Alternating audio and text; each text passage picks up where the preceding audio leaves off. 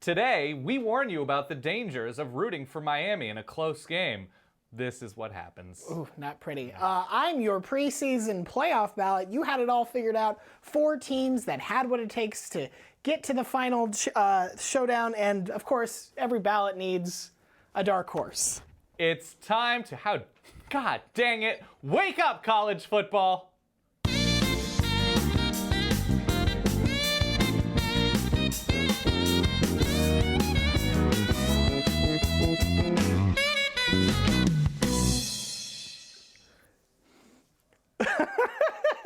I almost went with Iowa.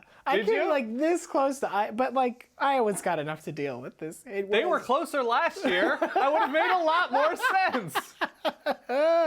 I should note that technically, we were talking about before the show, technically LSU can still Yes, they get can. a playoff spot. Right. Especially because, hey, if you were an undefeated team yesterday, well... And all of those teams sort of looked okay. LSU was off, but Notre Dame won. That's a very... This one? They looked fine. Did they? They were 24.5-point underdogs at home, and they only lost by a score. Well, all right, well, let's just start there. And Stanford won. Let's start with Michigan State. This game was 30-10 early in the fourth quarter. I don't care what the final score was. Right. Like Michigan State, they put together a drive to start the game and kind of looked like, oh, maybe they're going to stay in it. Maybe they're going to sustain long drives, put some points on the board, keep the Michigan offense off the field.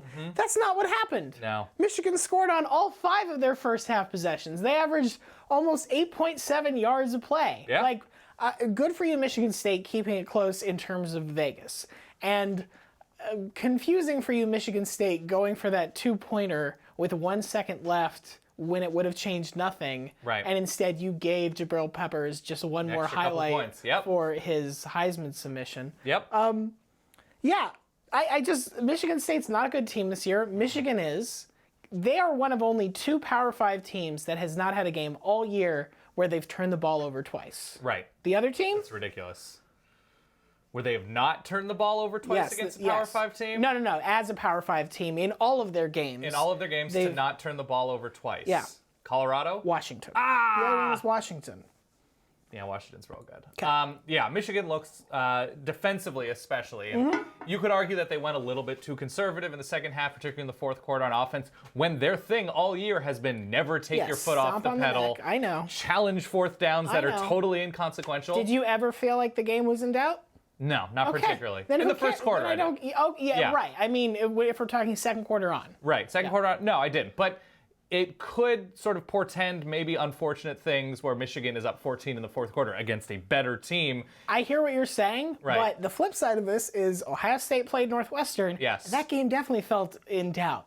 Yeah, that's true. So right now, if you're just asking me, it's a 2-horse race in the Big Ten, let's assume, what with Nebraska losing yesterday as well. Right. If it's Ohio State, Michigan, I feel much better about Michigan right now. As do I. And Ohio State as a playoff team is much more a reputation thing. And this is not to take anything away from a good Northwestern team. Right. Clayton Thorson has developed into a very good quarterback, and quietly, and it's very quiet, Northwestern is the best receiver in the Big Ten in Austin Carr. Who else is it? I mean, he's leading the league in touchdowns and yards per game. He is the most productive, and not only that, and it's not that you're wrong. It's that, like, the top of the show. This is sort of setting in on it's totally true, and it's one of those things where it's not unlike a situation that Tyler Lockett had at Kansas State or Eric Decker had at Minnesota, where he's the big weapon, and even Ohio State couldn't stop him. That's incredibly impressive. But yes, Ohio State is not right now in the same echelon vicinity as Michigan in terms of confidence as a playoff team. To me, if we're staying within the Big Ten, the other big game within the conference this week was Wisconsin-Nebraska. Yes. Game that went to overtime. I assume we all thought after the missed extra point in overtime, like, oh, that's going to be what decides it. That's that. Oh, wait, you actually have to score. You do have to score on a very dangerous Wisconsin defense led by Leon Jacobs and Ryan Connolly. Huge days. To me, it was Northwestern not being able to just pull something out against some decent teams. Who are you talking about? Northwestern, Nebraska. Not every Big Ten team. Every team is Northwestern. This is not a Northwestern-centric show. Nebraska was not able to pull things out against lesser competition like they were able to do, whether it was Indiana. Tommy Armstrong didn't look great. No, he did not. They've been led by efficiency and not making a ton of mistakes and some weird I guess, officiating at Camp Randall at times. Yeah. But even still, Nebraska had opportunities and was not able to capitalize. Yeah, they didn't do much with turnovers in the second half. Neither one of these teams can really throw the ball all that well. Oh, my God. The difference is that Wisconsin, it was just like, cool, we'll just give 30 carries to our best 2 running backs, and they're just going to rack up all the yards. It's fine. Right. Do you think this was Nebraska being exposed as somebody who hadn't played much of a schedule? No disrespect to Oregon, of course. Right. Or do you think this was Wisconsin proving that they are maybe better than their record shows, or maybe, a team that you cannot discount in any game for the rest of the season? I think a little bit of both. Yeah. I think the fact that Wisconsin won this game is a testament to the fact that their defense is so good. Offensively, they have a very clear strength and identity, and they're able to overcome a very shoddy passing game. Okay. And both Alex Hornibrook and Bart Houston looked average at best. They haven't really looked better than average this season, but I think it's sort of a testament to the fact that Wisconsin does 2 things better than I was going to say Northwestern again. Oh, my God. Than Nebraska does anything. So, yes, I think it is. Nebraska is very good. Nebraska can still win 10 games. The rest of their schedule is not all that difficult. Right. But, yeah, I think it's much more of a testament to Wisconsin's ability to survive an impossible schedule. Mm-hmm. Yeah. With a lot of injuries. Yes. With a lot of injuries. Yeah. It is our Halloween episode. It is. You don't just dress like... you dress like that. By the way, and we have the picture. People are confused that I'm not just going as a Lady Miami fan. I said it looked like you were unemployed Wendy. That's not unrealistic. Let's show the picture real quick. This is what I'm supposed to be. She has been spotted at, I think, every Miami game. I don't know. I don't know if she was at the Notre Dame. I don't know if she was at the Notre Dame game. I haven't seen a picture. But the camera people like to cut to her being disappointed at the end of close, unfortunate losses. And she's been now named South Beach Sansa. She is now.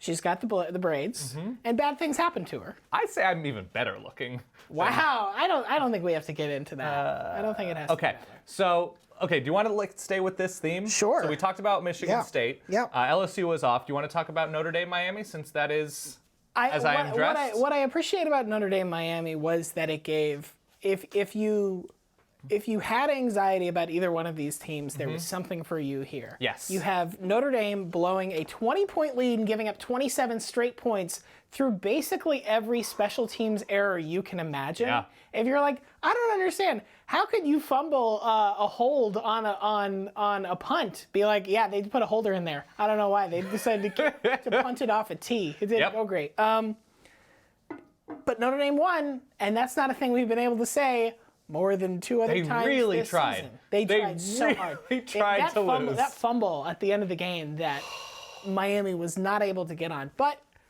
that said, Brad Kaya continues to look pretty struggly. Right. Miami has now, after winning 4 in a row, lost 4 in a row. Right. The good news is that they still have winnable games left. The bad news is what is winnable now for Miami? Yeah, it's. I would also say the good news is after the outburst in the first quarter, the 20 points, Miami's defense was excellent. Sure. Miami's defense was really good, and they took advantage of mistakes. They had great third down stops. They were really good situationally. It's just that can't have first quarters like that. The good news is now if you're Miami, you're not going to fall victim to the curse of team beats Notre Dame and then looks like crap. Yes. Because you didn't do it. Nope.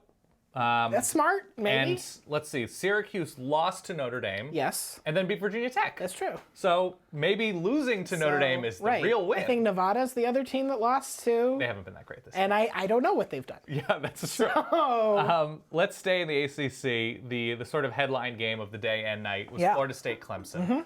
And Florida State, and first of all, just a get well soon to each and every one of DeAndre Francois' ribs. Oh my God. Oh. Did you see the compilation that ABC, and they were like, hey, so DeAndre Francois has taken a number of hits tonight, near the end of the game, and it was just, I was like, you can't show this on network television.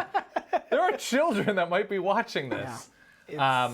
So Clemson survives on the road in Tallahassee, which is a difficult thing to do, especially when Dalvin Cook all of a sudden gets every single edge. Dalvin Cook. So Clemson survives. Clemson overcomes some mistakes by Deshaun Watson through the air, a little bit confusion. A running game that I think was so-so by Wayne Gallman and Deshaun Watson, and a really good performance from the pass catchers of the Tigers. Yeah, Jordan Leggett and Mike Williams. Deshaun Watson was fantastic in the fourth quarter of this game. 7 of 12, 134 yards, touchdown. Mm-hmm. Did what he needed to do. But Jimbo Fisher will tell you what the story of this game is. And he's not entirely wrong. The story of this game is penalties. Mm-hmm. Now, everybody's going to point to the illegal block that got called. That definitely, charitably, I think you can say that one is 50-50. I would, looking at that play. Probably a wrong call. Looking at the play, you're like, oh, I can see how it would seem like it would be a below-the-belt block if he had actually connected. Yes, and in real time, if you're at a certain, it's very easy to forget that if you're on the field as a person with two eyes, you don't have the benefit of all these cameras. Right. That said, Florida State, 5 other penalties in the fourth quarter and 13 in the game. Yeah. So that was a bad one. One of which to Jimbo. Right. Yeah, the sideline one. So that was a bad one, but it's not as if Florida State wasn't shooting themselves in the foot. Correct. Frequently throughout this game with all kinds of mistakes by the line. And ultimately, I think the problem was that Florida State's offensive line, as you're saying, could not hold up against Clemson's. And not many offensive lines will against absolutely Clemson. Not. Yeah. But you saw at the end of the game, just Clemson didn't necessarily need to bring a ton of pressure to bring a world of pain to DeAndre Francois. But all that said, you're right. Clemson survives. It was, that was kind of the theme for them and Louisville this week. Louisville getting pushed to the wire by UVA, which we can certainly say going toe-to-toe with Florida State, even a relatively down year, which, it's not even that bad of a year for Florida State. UVA under new head coach, I don't know if that's something you want for the old resume, but ultimately, look, here's the easy way we can switch this. Go to the Big 12, and you'll find out what it's like not to survive. Big 12, before yesterday, had 2 undefeated teams. How many do they have today? Big fat zero. Not one. Not a single one. And I think the more disappointing of the two was probably West Virginia. Yeah, I would say so, because all year long, their defense was what led them. Right. Offensively, they've, I think, been underrated, and Skylar Howard has been good all year long, super efficient, and just mistake after mistake. And Oklahoma State's defense has been just average going into yesterday. Right. But I think it's a testament to how they were organized, how they got into passing lanes, and the fact that Mason Rudolph to James Washington is one of the most underrated quarterback to receiver combos, especially since the other team in that state is probably the best. And they were excellent all game long. Oklahoma State still struggled to run the ball. So West Virginia still did a pretty good job defensively. Oklahoma State got touchdown possessions that started at the West Virginia 9 and the West Virginia 10. Yeah. What are you supposed to do? It's very hard to lock that down on defense. Yeah. Here's the confusing thing to me that I realized after Oklahoma State won this game. Go all the way back to, I think it was week 2, week 3. That Central Michigan win that shouldn't have happened by everyone who was responsible for it after the fact. Central Michigan gets that crazy play at the end that they should not have been entitled to have, but they got it, whatever. That loss could have playoff implications now because now we're talking about a 2-loss Oklahoma State team with a, I think you have to say, bad loss to Central Michigan. Yeah. It's a long road to go. And their legit loss is fine. Right. To Baylor, Yes. Oh, and it's a long road to go. Oklahoma State could certainly lose another one down the road, and we say, who cares? But at the moment, I do not want to have to be. Can you imagine telling T. Boone Pickens, hey, so we only lost one conference game, and we beat Pitt, but we're not going to the playoff. We're the clear class of the conference and should be 11-1. It's disappointing. And the team that beat them, Baylor, also lost. Baylor loses in Austin to Texas despite rushing for all of the yards. 400 yards. And did not lose the turnover battle. Yeah. And they lose the game. That's almost impressive how impossible that seems like it is. It's good. I think the problem is that Baylor has no passing game whatsoever. Weird. They have some, but it's almost meaningless. In 4 conference games, Oklahoma State's the only team that they've really been able to open things up on. Everything. They rank in the bottom of the conference in passing completion percentage. They're in the middle of the conference in yards per pass attempts. They're not an efficient, balanced offense in that sense. They can run the hell out of the ball. Yeah. But the problem is you're going to have games like they did here where you have a possession where you don't have time to run the ball. And, first of all, credit to Texas. Absolutely. For for successfully executing a game-winning special teams play. I joked about it on Twitter, but I was also like, there's no way. It's Texas in the Charlie Strong era. There's no way they make a game-winning field goal. Game-winning field goal for Texas and game-winning safety for Wyoming. Oh, boy. What a fun day of game winners. Boy. No, but with that game, just a special thank you to the Foreman family for producing 7,000 yards of offense for Texas yesterday. Deonta on the ground and Armani through the air. And yes, this is the evolution. This is Texas at their offensive best. This is them reaching their potential against a good defense by stretching the field and just hammering teams on the ground. Yeah. And it's unfortunate when we just don't see it week in and week out when we know what they're capable of. Yeah. Charlie Strong gets to walk off the field to the roars of the crowd. Yeah, supported, beloved. You know who let's talk about a different UT. Please. And a coach who I think doesn't want your love. Tennessee lost to South Carolina. Oh. Tennessee and Butch Jones is now 3 losses on the year. All in conference. Lose to Alabama, fine. They're Alabama. Yeah. Lose a close one to A&M on the road, fine. This year, A&M looks really good. Yeah. Lose to South Carolina. Who's their coach? It's Will Muschamp. It's Will Muschamp, Dan. How many times has Will Muschamp lost to Tennessee in his head coaching career, Dan? I would believe that would be 0. It's also 0. It's also, and now Tennessee, not only do they have to deal with the shame and misery of this loss, they're almost completely out of the SEC East race, which, I mean, of all the years that you were just like, this has to be the year Tennessee gets to the East. Ceding territory to Kentucky. And we're just talking about Kentucky. Yeah. Kentucky, a team that lost to Southern Miss, is in much better position to win this division, which is a bad division, let me make it very clear. It's quite bad. Than Tennessee is at this point. Right. And all of the goodwill, all of the we've turned things around, and we're just gone. Yeah, we were building things for 2022 anyways. Tennessee fans. Tennessee is in a bad place, and I'm not sure where they go from here. They get Tennessee Tech, Kentucky, Missouri, and Vandy.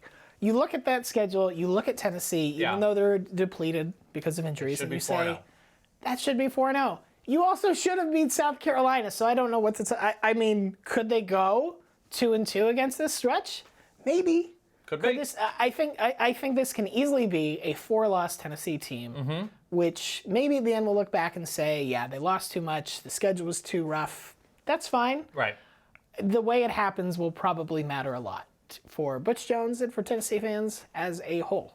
Let's stay in the conference. There was what seemed like, not the division. Okay, good. Let's stay within the conference because it seemed like that we did have a good game on our hands until late in Auburn, Ole Miss. Yes. Ole Miss was throwing all over Auburn. I think Chad Kelly finished with something like 460 yards, spread the ball around magnificently, and you won't believe this, but Ole Miss could neither run the ball nor stop the run. This is, I don't know if we have a breaking news sound. Yeah. So at this point, how much closer is Auburn in your mind, to competing with Alabama in the Iron Bowl at the end of the year in Tuscaloosa?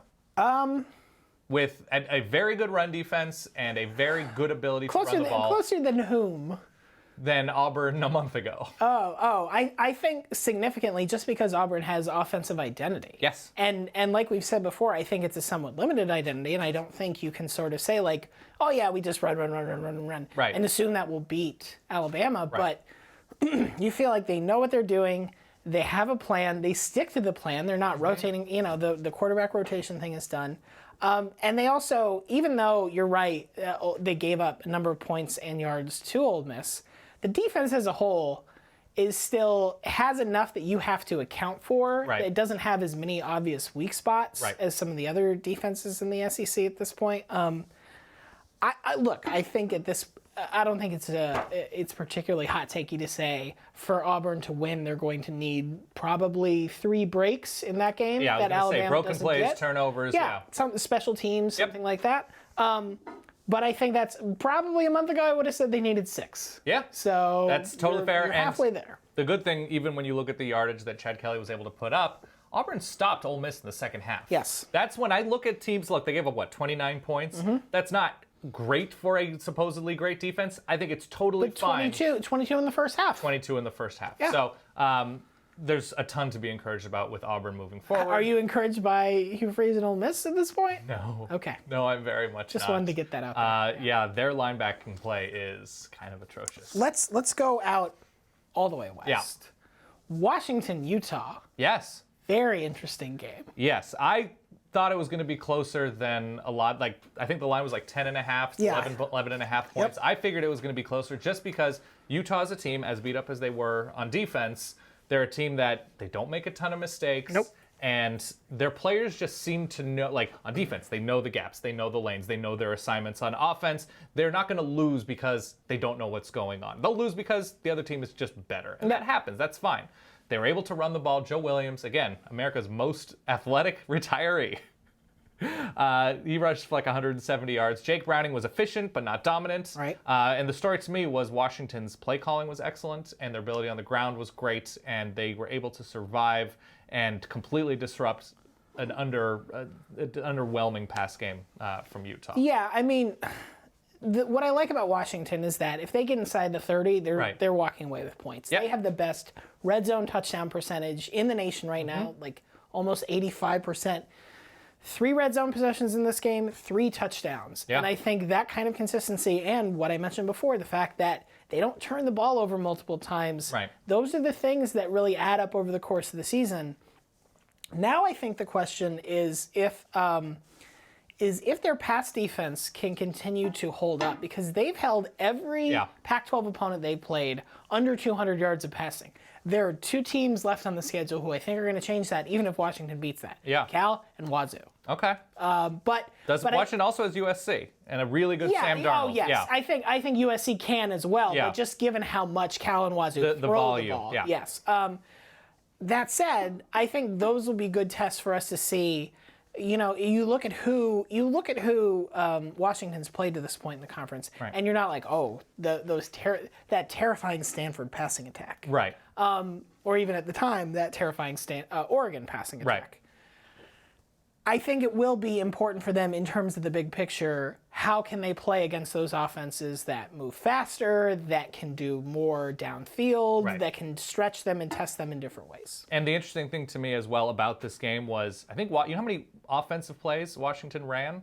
I mean, it's fine because they're that efficient. It wasn't a ton. 56. Yeah. They ran 56 plays, I think, to Utah's 80. And there are other teams that are going to run a number of plays. You know, I look at it as that, you know when you're taking the SAT and somebody just finishes the thing a half hour early? Yeah. And you're like, that guy either really nailed it or had no idea. Just not give a crap. Washington is just not having a problem with the test at this point. Washington's just like, they're cruising. B, C, C, B, not enough information to answer, A, B. Yeah, and I think that could come and haunt them. I don't know against USC because they're still so error-prone on offense, but maybe a team like Washington State, who Apple Cup is going to be I love it. I can't wait. Amazing. Oh, the Apple Cup's going to be great. I mean, thank you, Washington State, for not actually blowing that game to Oregon State last night, because I really, really, really want Apple Cup to be maybe the most important game of the weekend. I like that Oregon and Oregon State are like slowly meeting at the Sun Bowl middle. That they're slowly. Are you worried about the Civil War yet? Absolutely. I'm worried about literally any game Oregon plays. Yes. Oregon almost lost. Well, not almost lost, but it was a backup quarterback, and maybe 2/3 of Arizona State was hurt and not playing, and they gave up a ton of points. I know you love trivia games. Yeah. Always. Let's play the saddest one we'll ever play here. Let's. It's very short. Dan, this is called Name That Game. Okay. In this game, the winning team had 231 yards of offense and averaged 2.1 yards per carry on the ground. And the losing team had 164 yards of offense and averaged 1.1 yards per carry. Can you name this game? It's from this weekend. That's not a trick. Is it a Power 5 game? It is a Power 5 game. Was it BC NC State? No. No, but How is it not? How is it not? no, it wasn't. Was it Texas Tech TCU? It was Florida, Georgia. Oh! Florida. There were so many bad offensive It was games. Florida, Georgia. Yeah, that's all I really want to say about this game. Georgia's not very good at moving the ball forward. Georgia's offensive line is terrible. Their offensive identity. I mean, I get that Jacob Eason is going to be very good and shows flashes of it, but I am a little tired of it being like Jacob Eason, just so impressive. His numbers are garbage. He was running for his life. Terrible. Yeah. No, he throws a ball away. There was one point in this game. So nicely. There was one point in this game where Gary Danielson was marveling that Jacob Eason could throw a completed pass flat-footed without stepping into it. What? And right. I just wanted to be like, that's not a good thing. Why are we praising shitty footwork? What did he call it? He called it like arm arrogance? Arm arrogance. That's what he called it. And it's like, when it works, that's great. It's not going to work long term. It's great when an 18-year-old looks at Jay Cutler as a model of how he should play the position. And Kirby Smart, hey, hell of a first year there, buddy. I couldn't look at Kirby Smart without thinking of man, he looks like a club pro who's been through some tough times. It's just like his hair's everywhere, an ill-fitting visor. Yeah, ever since he drove that cart into the lake on 13, he just hasn't been the same. Different man. You see what's happening to your ribbon here? Oh, did it fall off? Yeah, it's just been dangling by a... That's good. Good for you.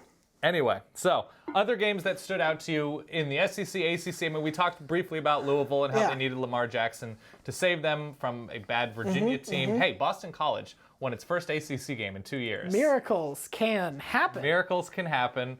Out west, Stanford won a game. Stanford won. Decent offense in Stanford Arizona. and Hey, Oregon. biggest Stanford fan We are the on most the internet. successful Pac-12 Boise show in State, the world. an undefeated top 15 team, lost on the road. To Wyoming, yeah. And you're not going to believe this, but Boise State jumped out to a quick lead and then blew it. All of these things are just playing right into Western Michigan's hands. It's true. It's fine. Western Michigan, I keep seeing everybody saying, the Broncos are on pace to get that New Year's 6 spot. Playoffs. Playoff, baby. Playoffs. Although their playoff case would have been held so much more if Northwestern had beaten Ohio State. Because it was a transitive win over here. Oh, man. So that would have had Oregon transitive win over Louisville almost? If Virginia. I have a trivia game for you. A trivia question. Okay. Penn State scored 62 points, I believe, yesterday. Against Purdue. And didn't have many in the first half. Right. Who was the last quarterback to score 60 points for Penn State? Who was the quarterback? Who was the quarterback of the last Penn State game? Yeah, in a 60-point Big Ten win. Kerry Collins. Now, a little bit more recently, Michael Robinson in 2005 over Illinois, running that spread HD. It's been 11 years since they've scored 60 Good for points. Penn State. They're keeping pace in that division. Yep. Although it's still just like Michigan. I'm scared of Michigan at this point. As you should be. Yeah. Out west, Donnell Pumphrey continues to be really good for San Diego State. Another win for them. Oregon had a record-setting performance from Justin Herbert, who looks like their quarterback of the future, throws for almost 500 yards and 4 touchdowns. I think 10 touchdowns in 2 weeks. But it'd be nice to have a defense to go along with that. Wait, don't get greedy. I'm not going to get greedy. Don't get greedy. They're just sort of University of California, Eugene. That's what they are right now. Oklahoma and Kansas played. I feel like we should mention that. Oklahoma and Kansas played. Details, don't worry about it. Don't worry about those details. Any other games? Should we go to some questions? Anything else that jumps out to you as worthy of attention? I guess the only thing I'm wondering now is, are we going to look like fools if we say the Big 12 is officially out of the playoff race? Yeah, we certainly can still. Yeah. We can? Okay. Yeah. There's a lot of football left. And because what's going to happen with the Pac-12 if Washington loses a game? I think it depends on who they lose to be perfectly, because I feel like Colorado, if they play Colorado in the Pac-12 championship game, Colorado might have an argument for a playoff spot at this point. Yeah. That's true. They've lost to USC. They've lost to USC and Michigan.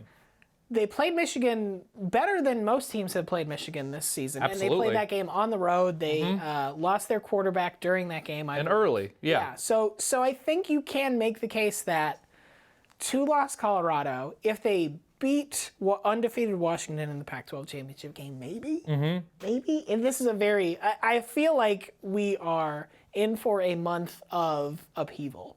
Because there are still so many hurdles left for certain teams left to play. I think Clemson has largely cleared all of its hurdles. They have one road game left, and it's against Wake Forest. And Wake Forest is better this year, but they're still Wake Forest. Did Wake Forest just lose to Army? Army. But Army is better this year. Army is better. And we're leaving out ACC-wise. North Carolina and Virginia Tech could potentially play spoiler. Sure. North Carolina's already beaten Florida State. Yep.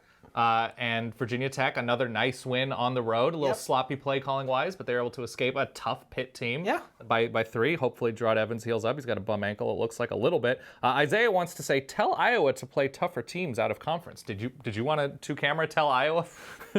I don't care. Okay. No, you know what, Iowa, don't play tougher teams out of conference because I am happy with the amount of Iowa football that I have watched in 2016. I don't want a reason to watch more. Okay. Clemson as a playoff team.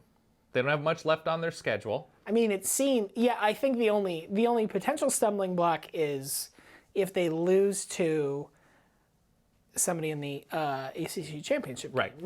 Nobody left on their schedule jumps out at you as like, oh, they could really give Clemson a scare. I mean, NC State did. Right. And NC State just lost to Boston College, so it is one of those every week in college football, who knows what's going to happen. But at this point, I feel pretty comfortable sliding Clemson solidly into, I want to say, the 3 slot.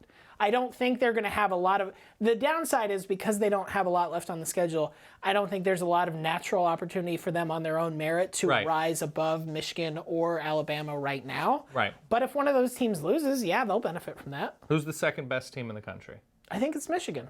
Yeah. I really do think it's... I mean, Michigan seems the most organized, has a terrifying defense that can get what it wants when it wants. Okay. Does enough on off. I don't, quarterback-wise, I'm not like super impressed by Wilton Speight. I'm worried about Wilton Speight against a really good defense. This kind of feels like some of those NFL teams that won the Super Bowl back in like the early 2000s. Where you're like, the defense is amazing and the quarterback doesn't screw up, and that's enough. Yep. We can stay on Michigan for a moment. Jabril Peppers. Do we want to do some appreciating? We can, sure. He is, the tackles for a loss. He had a sack. He had like 4th down stops. Yeah. He's great. Shot through. He's a Swiss Army knife of pain and destruction. It's wonderful. Yeah. Everybody who says that, who's talking about him for the Heisman, you want to give him an invite, that's fine. Right. I think if you give it to anybody but Lamar Jackson at this point, you're insane. That is absolutely true. Insane. Yeah, and if you're going to invite Jabril Peppers, you sort of have to invite Jonathan Allen at that point. Yeah, which all of these things I'm fine with. Totally fine with. Because there is a real, there's a real dearth of obvious invitees. Correct. I think at this point. Yeah, and we'll see Leonard Fournette's back half of his season. Yeah, sure. Dalvin Cook keeps doing amazing things. I'd rather have Dalvin Cook than Fournette. Yeah. Oh, if he had only caught that ball. The end of the game. Let's not dwell on that. Oh, that was brutal. Let's not dwell on that. All right, I think that's just about it. Okay. Somebody says you should have a black eye for making fun of Iowa early. That you were going to go back and forth between Iowa and Oregon on there. So we love you, Richard, even still. That was my dad who said that. Hey, Richard Rubinstein. All right, I think that's all we have. Yep. So thank you very much to Ryan and his just hating that sign. Go Ducks. Thank you to everybody for watching this. I made fun of Stanford, too. You can't be that mad. That's true. That is true. But no, who is passionate about Stanford? Oh, God, that game still has to happen. Yeah, it's true. It is very true. Thank you very much for watching, whether or not you're watching on YouTube or Facebook. Hey, throw us a like, throw us a subscribe on either one of the channels. Or if you run a TV station and you're just running this feed through that. Hey. Does anybody do it? I don't even know if you can do that. I don't know how the internet works. I think it's feasible. Okay. I think you just Chromecast it across the whole satellite spectrum. Chromecast. Right? We've been on TLC for years, and nobody knew. Thank you very much for watching. We're here each and every week during the season. We'll see you soon.